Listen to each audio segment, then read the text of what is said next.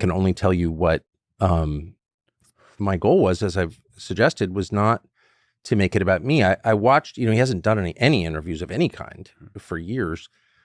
But the last interview he did with an English-speaking reporter, Western media reporter, was like many of the other interviews he'd done with Western media reporters. Mike Wallace's son did an interview with him that was of the same variety, and it was all about him. I'm a good person, you're a bad person.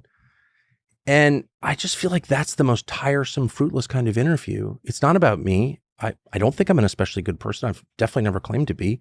But people can make their own judgments. And again, the only judgments that I care about are my wife and children and God. So I'm just not interested in proving I'm a good person. And I just want to hear from him. And I had a lot of, you should see, I almost never write questions down, but I did in this case because I had I had 3 years to think about it as I was trying to book the interview, which I did myself. But it was all about internal Russian politics and Navalny. And I had a lot of, I thought, really good questions.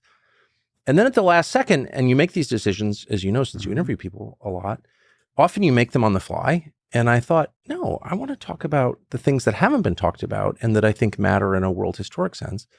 And the number one among those, of course, is the war and what it means for the world.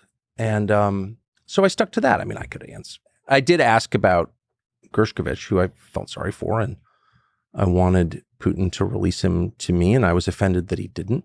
I thought his rationale was absurd. Well, we want to trade him for someone. I said, well, doesn't that make him a hostage? Which of course it does. But other than that, I really wanted to keep it to the things that I think matter most. People can judge whether I did a good job or not, but that was my decision. In the moment